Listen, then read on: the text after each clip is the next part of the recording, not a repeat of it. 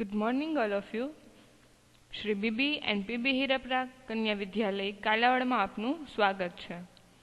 આપણે વિજ્ઞાનમાં 13મું પ્રકરણ આપણે શા માટે માંદા પડીએ છીએ તો તેમાં આપણે ગયા લેક્ચરમાં આપણે જોયું હતું કે તીવ્ર રોગો અને હઠીલા રોગો કે જેનો સમયગાળો ઓછો હોય અને જેની આપણે શરીર કે સ્વાસ્થ્ય પર કોઈ ખરાબ અસર નથી થતી તો તેને તીવ્ર રોગ કહે છે. કે જે લાંબા સમયગાળાના રોગો હોય જેના લીધે આપણા સ્વાસ્થ્ય પર ખરાબ અસરો થાય છે તેને હઠીલા રોગો કહે છે. તેના વિશે જોયું હતું. પછી ત્યારબાદ રોગ થવા માટેના કારણો કે કઈ રીતે રોગ થાય છે, બરાબર.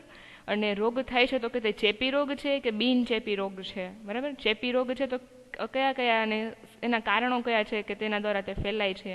પછી બિન ચેપી રોગ છે, ચેપી રોગ તો સંસર્ગજન્ય અને બિન સંસર્ગજન્ય રોગો તેના વિશે આપણે ચર્ચા કરી હતી. તો હવે આજે આપણે આગળ જોઈએ તો કે પેપ્ટિક અલ્સર શું છે, આ રોગ થવાના કારણ, રોગકારકનું નામ અને રોગની સારવાર અથવા તો કે ઉપચારની માહિતી આપો. તો પેપ્ટિક અલ્સર જઠર અને પક્વાશયની એસિડિટીના કારણે થતો દુખાવો અને રુધિર સ્ત્રાવ છે, બરાબર. આ પેપ્ટિક અલ્સર છે તો કે ક્યાં જોવા મળે છે તો કે જઠર અને પક્વાશય, બરાબર. એની એસિડિટીના કારણે થતો દુખાવો અને રુધિર સ્ત્રાવ છે. આ જોઈ શકો છો, આ શું છે? જઠર છે, બરાબર. એટલે જઠરનો ભાગ કરીને ઝૂમ કરીને મતલબ કે આ બતાવેલું છે કે જેમાં એસિડિટીના કારણે આપણને શું થાય છે તો કે દુખાવો થાય છે. તો કે પેપ્ટિક અલ્સર થવાના કારણ તો કે રહેણી કહેણી, તણાવયુક્ત જીવન, ખૂબ જ તીખો તળેલો ખોરાક, બરાબર. કે આ બધું આપણે ખાતા હોઈએ છીએ કે જે વધારે તીખો હોય, વધારે મસાલાવાળો હોય બધું ખોરાક, બરાબર. તો તેને લીધે શું થાય છે આપણને ઘણી વખત એસિડિટી થતી હોય છે. તો તેને લીધે અહીંયા અલ્સર પણ જોવા મળે છે. પછી રોગકારક તો કે રોગકારક એટલે કે તેના માટેના રોગકારક બેક્ટેરિયા કે વાયરસ કે જે છે તો કે તે શું છે તો કે હેલિકોબેક્ટર પાયલોરી નામના વક્રાકાર બેક્ટેરિયા, બરાબર. કે આ રોગ થવા માટેનું કારણ શું છે તો કે બેક્ટેરિયા છે આપણા શરીરમાં દાખલ થાય છે અને જેને લીધે આપણને આ રોગ થાય છે, બરાબર. તો બેક્ટેરિયા છે તો કે કયા બેક્ટેરિયા તો કે હેલિકોબેક્ટર પાયલોરી, બરાબર. અને એનો આકાર કેવો છે તો કે વક્રાકાર બેક્ટેરિયા જો અહીંયા દેખાય છે, બરાબર. આ બેક્ટેરિયા જઠરના નીચલા ભાગમાં જોવા મળે છે અને તેમના વસવાટની આસપાસ જઠરમાં સોજાના ચિહ્નો જોવા મળે છે. એટલે કે જ્યાં પણ આપણા જઠરમાં આ બેક્ટેરિયા પ્રવેશ પામે છે તો કે તે જે જગ્યાએ હશે તો કે ત્યાં શું થઈ જશે? જઠરમાં સોજો આવી જશે, બરાબર. તેના ઉપચાર શું છે તો કે રોબિન વોરેન અને બેરી માર્શલે સૂચવેલા પ્રતિજૈવિક એટલે કે એન્ટીબાયોટિકનો કેટલાક સમય ઉપયોગ કરીને રોગમુક્ત થઈ શકાય છે. ત્યારબાદ સંસર્ગજન્ય રોગો એટલે કે ચેપી રોગો તો કે રોગજન્ય સજીવોનું વર્ગીકરણ કરી તેમના દ્વારા થતા રોગોની માહિતી આપો.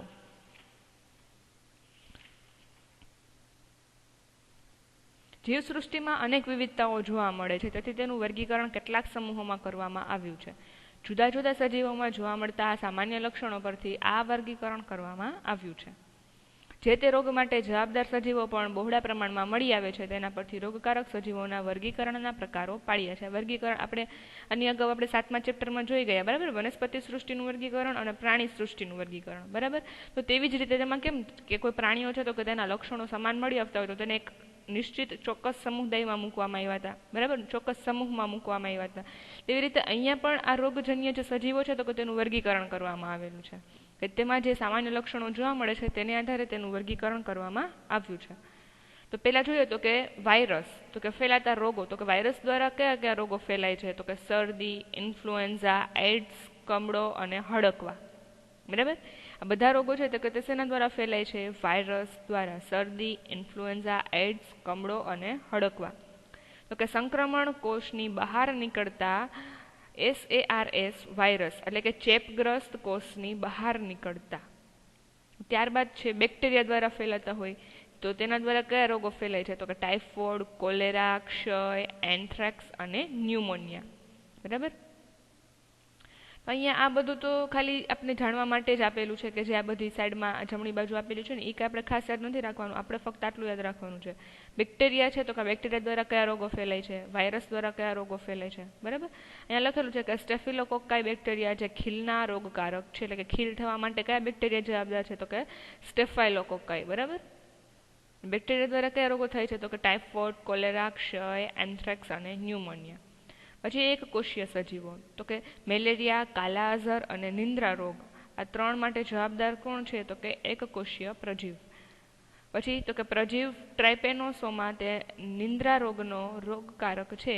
રકાબી આકારના લાલ રુધિરકોષની બાજુમાં રહેલા ટ્રાઇપેનોસોમા છે. જો આ લાલ કલરની રકાબી જેવું દેખાય છે એની બાજુમાં છે એ આ શું છે? તો કે ટ્રાઇપેનોસોમા, કે જે શેના માટે જવાબદાર છે? તો કે નિંદ્રા રોગ માટેના જવાબદાર સજીવ છે.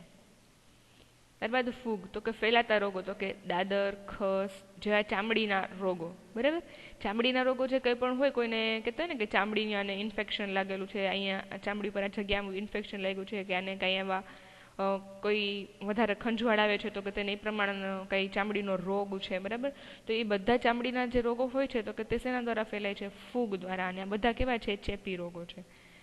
તો કે માઇકોસિસ ફૂગ જે ચામડીના રોગ ઉત્પન્ન કરે છે. પછી બહુકોષીય પ્રાણી અથવા તો કે કૃમિઓ, તો કે ફેલાતા રોગો, તો કે હાથીપગો અને વાળો. બરાબર, આ હાથીપગો વિશે આપણે 7મા ચેપ્ટરમાં અભ્યાસ કર્યો કે આ સજીવો છે કે જે શું થાય છે? આપણા શરીરમાં બહારથી દાખલ થાય છે અને લાંબા ગાળાનો રોગ હોય છે અને જે આપણા શરીરમાં રહીને આપણા સ્વાસ્થ્ય પર ખરાબ અસર પહોંચાડે છે. ગોળ કૃમિ નાના આંતરડામાં જોવા મળે છે. ત્યારબાદ ચેપી રોગોમાં કેવી સારવાર આપવી તે નક્કી કરવા રોગકારક સજીવોના પ્રકાર વિશે સમજવું જરૂરી છે. સમજાવો. બરાબર, આપણે કોઈ ચેપી રોગ હોય તો આપણે એમાં સારવાર લેવી હોય તો તેના માટે પહેલાં તો આપણે કયા રોગકારક સજીવ દ્વારા આપણને તે રોગ થયો છે તો પહેલાં તો આપણે એનું નિદાન કરવું જરૂરી છે. બરાબર, કે આપણને રોગ થયો છે તે વાયરસ દ્વારા થયો છે, બેક્ટેરિયા દ્વારા થયો છે, એકકોષીય સજીવ દ્વારા થયો છે, કે તેના માટેનું રોગકારક સજીવ કયું છે પહેલાં તેનો પ્રકાર નક્કી કરવો પડે, પછી આપણને તેના વિશે ચોક્કસ આપણે નિદાન અથવા તો કે તેની ચોક્કસ સારવાર કરી શકીએ. કે જુદા જુદા ચેપી રોગો જુદા જુદા ચોક્કસ રોગકારક સજીવ વડે થાય છે. આપણે હમણાં જોયું. બરાબર, બધા સજીવો છે તો કે તેના દ્વારા અલગ અલગ રોગો થાય છે. આ રોગકારકોના પ્રકાર અલગ હોવાથી તેમના લક્ષણો પણ કેવા હોય છે? અલગ હોય છે. ઉદાહરણ તરીકે વાયરસ છે તો કે કોષાંતરીય પરપોષી હોય છે, તેથી તે કોષોમાં જીવંતપણાના લક્ષણો દર્શાવે છે. જો વાયરસ છે તો કે તે હજી પણ એક વૈજ્ઞાનિકો માટે એક પ્રશ્ન છે કે વાયરસ છે તો કે તે સજીવ છે કે નિર્જીવ છે. બરાબર, તેનું હજી કોઈ પણ પ્રકારનું સમાધાન આવ્યું નથી, કેમ કે વાયરસ છે તો કે તે શરીરની બહાર હોય ને તે નિર્જીવ જેવું હોય, જેવું કોઈ મનુષ્યના શરીરમાં દાખલ થાય છે કે એ સજીવ બની જાય છે. બરાબર, એટલે કે વાયરસ છે તો કે તેનો સજીવમાં સમાવેશ કરવો કે નિર્જીવમાં એ એક હજી મોટી કડી છે વૈજ્ઞાનિકો માટે પણ. એટલે કે અહીંયા કહ્યું છે કે તે કોષોમાં દાખલ થતા જીવંતપણાના લક્ષણો દર્શાવે છે. રોગકારક બેક્ટેરિયા પરપોષી છે પરંતુ વાયરસથી અલગ છે. વાયરસ, બેક્ટેરિયા અને ફૂગનું ગુણન અત્યંત ઝડપથી થાય છે. મતલબ કે થોડુંક તમને એમ કહીને કે કોઈ ફૂગને લીધે તમને ઇન્ફેક્શન લાગ્યું હોય તો તમે તેની ઝડપથી સારવાર ન કરાવો ને તો 2-3 દિવસ થાય ને તો તેનું ઇન્ફેક્શન વધીને કેવડું મોટું થઈ ગયું હોય. એટલે કે તે ફટાફટ છે તો કે અત્યંત ઝડપથી પોતાનું આમ વૃદ્ધિ કરે છે. ફૂગ, બેક્ટેરિયા અને વાયરસ.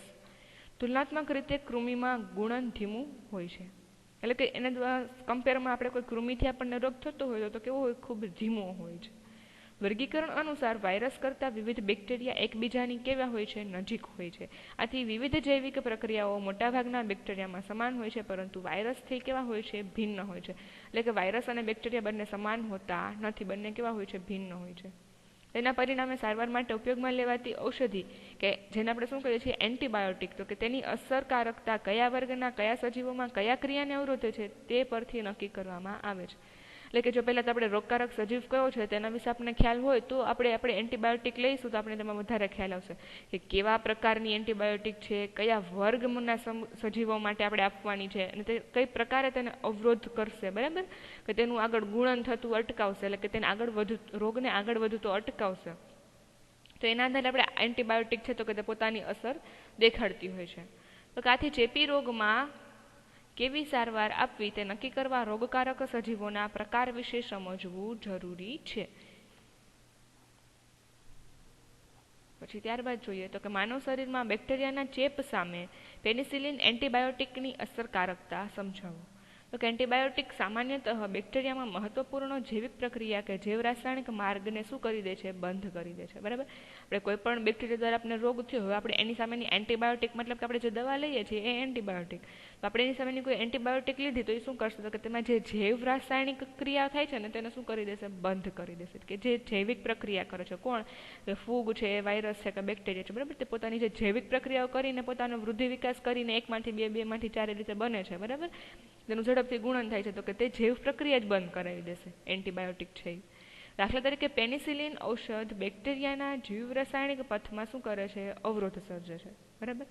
તો ઘણા બેક્ટેરિયા તેમના રક્ષણ માટે શું બનાવે છે? કોષ દિવાલ બનાવે છે, પરંતુ પેનિસિલિન બેક્ટેરિયાની કોષ દિવાલ બનવાની ક્રિયાને પણ શું કરી દે છે? અવરોધી દે છે.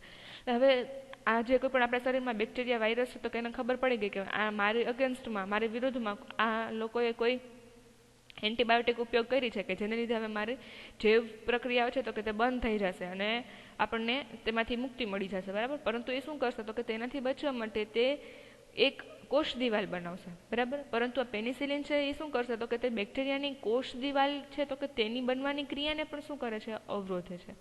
પરિણામે નવા બનતા બેક્ટેરિયા કોષ દિવાલ બનાવી શકતા નથી અને શું થાય છે? સરળતાથી મૃત્યુ થાય છે. આમ પેનિસિલિન ઘણા બેક્ટેરિયા જેઓમાં કોષ દિવાલ બનવાની પ્રક્રિયા થાય છે તેઓમાં અસર પહોંચાડતું ઉપયોગી ઔષધ છે. માનવ શરીરના કોષો કોષ દિવાલ બનાવતા નથી, પરિણામે માનવ શરીરના કોષો પર પેનિસિલિનની કોઈ અસર થતી નથી. પછી ત્યારબાદ જોઈએ તો કે શા માટે શરદી ઉધરસમાં એન્ટીબાયોટિક અસરકારક નીવડતી નથી છતાં તબીબો એન્ટીબાયોટિક આપે છે? તો કે શરદી ઉધરસ વાયરસના સંક્રમણથી થતી તકલીફ છે. બરાબર. અહીંયા આપણે આ જોયું હતું, એ બેક્ટેરિયા માટે જોયું હતું, તો શું હતું? એન્ટીબાયોટિક હતી. બરાબર. પરંતુ હવે આપણે અહીંયા શું થાય છે? આપણને શરદી થાય છે, શરદી ઉધરસ, તો એ શેના લીધે થાય છે? તો કે વાયરસથી થાય છે. વાયરસનું સંક્રમણ લાગે છે આપણને. તો કે વાયરસ કોષ દિવાલ ધરાવતા નથી તેમજ માનવ શરીરના કોષોમાં જીવંતપણાના લક્ષણો દર્શાવે છે. બેક્ટેરિયા છે તો કે તે કોષ દિવાલ બનાવે છે, પરંતુ વાયરસ કોષ દિવાલ ધરાવતા નથી. મોટાભાગના એન્ટીબાયોટિક કોષ દિવાલ બનાવવાની પ્રક્રિયાને શું કરે છે? અવરોધે છે. મોટાભાગની જે કોઈ એન્ટીબાયોટિક હશે તે શું કરશે? તો કે તે કોષ દિવાલ બનવાની જે પ્રક્રિયા છે તો કે તેને અવરોધે છે. પરંતુ અહીંયા જે વાયરસ છે તો વાયરસ કોષ પાસે કોષ દિવાલ હોતી જ નથી, વાયરસ કોષ દિવાલ ધરાવતા જ નથી, તો તેની પ્રક્રિયા કઈ રીતે અવરોધશે? બરાબર. તો કે વાયરસમાં આવી પ્રક્રિયા થતી નથી, આથી વાયરસથી સંક્રમિત શરદી ઉધરસમાં એન્ટીબાયોટિક અસરકારક નીવડતી નથી. બરાબર. તો આ સાવ સિમ્પલ અને એકદમ ઇઝી કારણ છે કે એન્ટીબાયોટિક છે તો કે તે શરદી ઉધરસ માટે કમ અસરકારક નીવડતી નથી. તો કે એન્ટીબાયોટિક છે તો કે તેનું કાર્ય એ છે કે તે કોષ દિવાલ બનાવવાની પ્રક્રિયાને અવરોધે છે, પરંતુ શરદી ઉધરસ એ વાયરસ દ્વારા થતા રોગ છે, વાયરસ કોષ દિવાલ ધરાવતા નથી.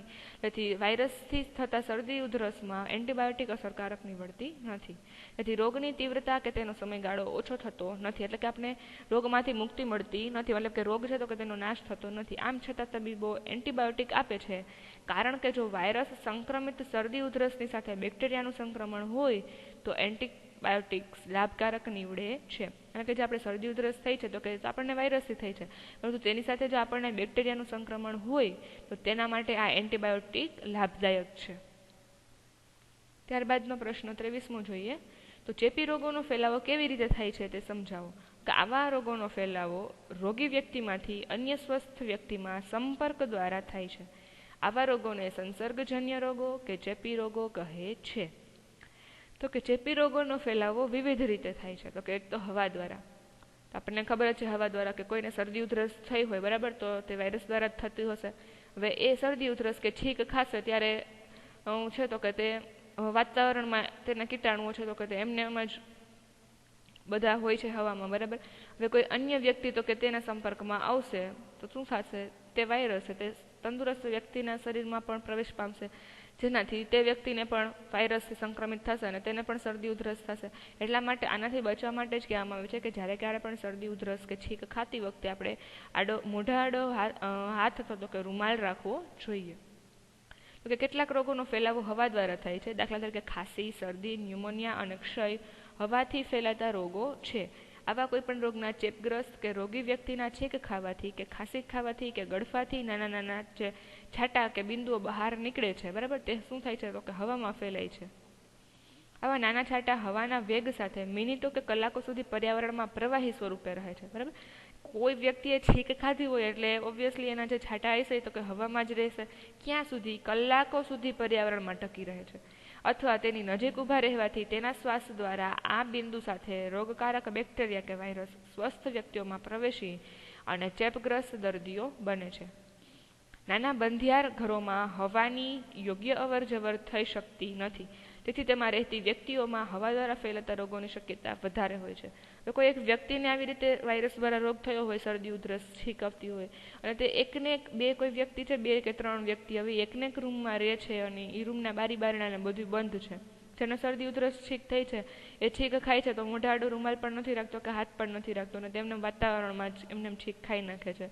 તો તેના કીટાણુઓ અથવા તો કે તેના છાંટાઓ બિંદુ સ્વરૂપમાં તે વાતાવરણમાં કલાકો સુધી રહે છે અને તેમાં અવર જવર નથી થતી, તો બધા જ વાયરસ બધા જ ત્યાં ને ત્યાં જ રૂમમાં રહે છે અને તેની સાથે રહેલા 2 તંદુરસ્ત વ્યક્તિ પણ તેના સંપર્કમાં આવતા તે પણ શું બને છે? ચેપગ્રસ્ત દર્દી બને છે. નાના બંધિયાર ઘરોમાં હવાની યોગ્ય અવરજવર થઈ શકતી નથી, તેથી તેમાં રહેતી વ્યક્તિઓમાં હવા દ્વારા ફેલાતા રોગોની શક્યતા વધારે છે. જ્યાં વધારે ભીડ રહેતી હોય ત્યાં પણ હવા દ્વારા ફેલાતા રોગો વધારે હોય છે. વધારે ગીચ વસ્તી હોય તો ઓબ્વિયસલી બધા બાજુબાજુમાં જ રહેવાના છે. બરાબર, તો આજુબાજુમાં જ એકબીજાના સંપર્કમાં વારંવાર આવતા હોવાથી તો કે આ પ્રકારના રોગો ફેલાવાનો ડર વધારે હોય છે, તો કે તેનો ભય વધારે હોય છે. પછી બીજું તો કે પાણી દ્વારા પણ ફેલાય છે આવા રોગો. તો કે કેટલાક ચેપી રોગોનો ફેલાવો પાણી દ્વારા થાય છે, જેમ કે કોલેરા, ટાઇફોઇડ અને કમળો. કોલેરા, ટાઇફોઇડ અને કમળો. તો કે કોલેરાગ્રસ્ત વ્યક્તિનો મળ જો પાણીમાં ભળે અને આવું પ્રદૂષિત પાણી પીવામાં આવે તો શું થાય છે? કોલેરા થાય છે.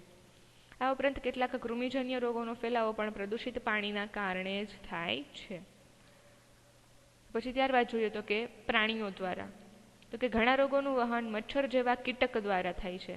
દાખલા તરીકે મેલેરિયા અને હાથીપગો. બરાબર, આપણને ખબર છે કે મચ્છર આપણને કરડે છે તો તેને લીધે આપણને ઘણા રોગો થાય છે. તો મચ્છર દ્વારા એટલે કે પ્રાણીઓ દ્વારા તો કે મચ્છર જેવા કીટક દ્વારા પણ ઘણા રોગો થતા હોય છે, જેમ કે મેલેરિયા અને હાથીપગો. ઘણી જાતિઓની માદા મચ્છર મનુષ્ય અને બીજા પ્રાણીઓમાંથી રુધિર ચૂસીને મેલેરિયા અને હાથીપગાનો શું કરે છે? ફેલાવો કરે છે. મચ્છરની આવી જાતિઓ પરિપક્વ ઈંડા ઉત્પન્ન કરવા વધારે માત્રામાં પોષણની જરૂર રહે છે. હડકવાના વાયરસનો ફેલાવો કૂતરા કે બીજા પ્રાણીઓના કરડવાથી થાય છે. પછી ત્યારબાદ ખોરાક દ્વારા પણ ફેલાવો થાય છે. તો કે બજારમાં ખુલ્લા રાખેલા ખોરાક દ્વારા કોલેરા, કમળો જેવા રોગો ફેલાય છે. જેમ કે આપણને ખબર છે કે આપણે એમ કહેતા હોય કે ઘરનો ખોરાક છે તો કે તે સ્વાસ્થ્ય માટે અને તંદુરસ્તી માટે સારો હોય, સ્વસ્થ અને સ્વચ્છ ખોરાક હોય છે. બરાબર, જ્યારે બહારનો ખોરાક આપણે લઈએ તો કે તે વાસી હોય છે અને તેના પર કેટલાક પ્રકારના મતલબ કે બધા જીવાણુઓ કે કોઈ માખીઓ છે, મચ્છરો છે તે વારંવાર બેસતા હોય, તો ખોરાકનો વ્યવસ્થિત ઢાંકો ના હોય. બરાબર, તો તે આપણે ખોરાક ખાઈએ તો આપણે ઓબ્વિયસલી બીમાર જ પડવાના છીએ. બરાબર, એટલે કે બજારમાં ખુલ્લા રાખેલા ખોરાકો ખાવાથી પણ આપણનામાં રોગો ફેલાય છે. ત્યારબાદ લૈંગિક ક્રિયાઓ દ્વારા. તો કે 2 વ્યક્તિ શારીરિક રૂપથી એકબીજાના સંપર્કમાં આવે તે દ્વારા પણ કેટલાક રોગો ફેલાય છે, જેમ કે સિફિલસ અને એડ્સ. તો એડ્સગ્રસ્ત દર્દીનું રુધિરાધન માટે લેવાથી એડ્સ થાય છે. એડ્સગ્રસ્ત સ્ત્રીની ગર્ભાવસ્થા દ્વારા કે એડ્સગ્રસ્ત માતા બાળકને સ્તનપાન કરાવે ત્યારે બાળકને પણ આ રોગ થાય છે. હવે કોઈ સ્ત્રી છે કે જેને એડ્સ છે, બરાબર, હવે તે પ્રેગ્નન્ટ હોય એટલે કે તે ગર્ભાવસ્થા હોય અથવા તો કે તે પોતાના બાળકને સ્તનપાન કરાવશે તો પણ શું થશે? તે બાળકને એડ્સ થાય છે, એટલે કે આ રોગ થાય છે. આ રોગ હાથ મિલાવવો, ભેટવું અથવા કુસ્તી જેવા સામાન્ય સંપર્ક દ્વારા ફેલાતો નથી. આ રોગો છે એડ્સ અને સિફિલિસ તો કે તે ફક્ત લૈંગિક ક્રિયાઓ દ્વારા જ ફેલાય છે. આ રોગ હોય તો કે તે વ્યક્તિઓના તમે સતત સંપર્કમાં રહો તેમ છતાં પણ આ રોગ એવી રીતે કે હાથ મિલાવવું કે આપણે એને ભેટીએ કે બરાબર એની સાથે વાતચીત કરીએ તો એવી રીતે આ રોગ નથી ફેલાતો. પછી તો કે રોગકારક સૂક્ષ્મ જીવો આપણા શરીરમાં કેવી રીતે પ્રવેશે છે? તો કે રોગકારક સૂક્ષ્મ જીવોની સરખામણીમાં આપણું શરીર કેવું છે? ઘણું મોટું છે. આપણે ખબર છે રોગકારક સૂક્ષ્મ સજીવ જેમ કે વાયરસ છે, બેક્ટેરિયા છે, તો એ આપણે નરી આંખે પણ દેખાતા નથી. બરાબર, તો એની કમ્પેરમાં આપણું શરીર કેવડું મોટું છે. આથી રોગકારક સૂક્ષ્મજીવોનો પ્રવેશ અને સ્થાયી થવા માટે આપણા શરીરમાં ઘણી જગ્યાઓ ઉપલબ્ધ છે. બરાબર, એટલે કે હવે એ જે વાયરસ બેક્ટેરિયા છે આપણા શરીરમાં દાખલ થઈ ગયા, તો એને આપણા શરીરમાં હવે સ્થાયી થવું હશે તો આપણે તો કેવડું મોટું શરીર છે, તો એને કેવડી મોટી જગ્યા મળી રહેશે, બરાબર. તો કે ઘણી બધી જગ્યાઓ ઉપલબ્ધ છે. રોગકારક સૂક્ષ્મજીવો જુદા જુદા માધ્યમ અને જુદા જુદા પ્રવેશ દ્વાર દ્વારા શરીરમાં પ્રવેશે છે. દાખલા તરીકે ક્ષયના બેક્ટેરિયા નાક દ્વારા, શ્વાસ મારફતે ફેફસામાં પ્રવેશ કરે છે, બરાબર. ટાઇફોઇડના બેક્ટેરિયા મુખ દ્વારા, પાણી કે ખોરાક મારફતે ક્યાં પ્રવેશે છે? આંતરડામાં પ્રવેશે છે. એટલે કે દરેક છે કે આ ટાઇફોઇડના બેક્ટેરિયા છે તો કે તે ખોરાક દ્વારા કે પાણી દ્વારા પ્રવેશે છે. પછી આ આપણે કોઈ ક્ષયના બેક્ટેરિયા છે તો કે તે નાક દ્વારા આપણે ફેફસામાં પહોંચે છે. હિપેટાઇટિસ એટલે કે કમળાના વાયરસ મુખ દ્વારા પ્રવેશીને રુધિર મારફતે યકૃતમાં દાખલ થાય છે. મચ્છર કરડવાથી મેલેરિયાના પ્રજીવ યકૃતમાં જાય છે અને ત્યાર પછી રક્તકણોમાં પ્રવેશે છે. આ જ પ્રમાણે મચ્છર કરડવાથી જાપાનીઝ એન્સેફેલાઇટિસ એટલે કે મગજનો તાવ માટેનો જવાબદાર વાયરસ દાખલ થઈને મગજને શું કરે છે? ચેપગ્રસ્ત બનાવે છે.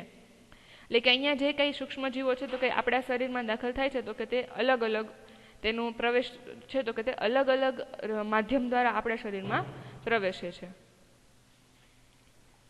તો આજના લેક્ચરમાં આપણે અહીંયા સુધી રાખીએ. આનું આગળ આપણે હવે ત્યારબાદના લેક્ચરમાં જોઈશું. Thank you.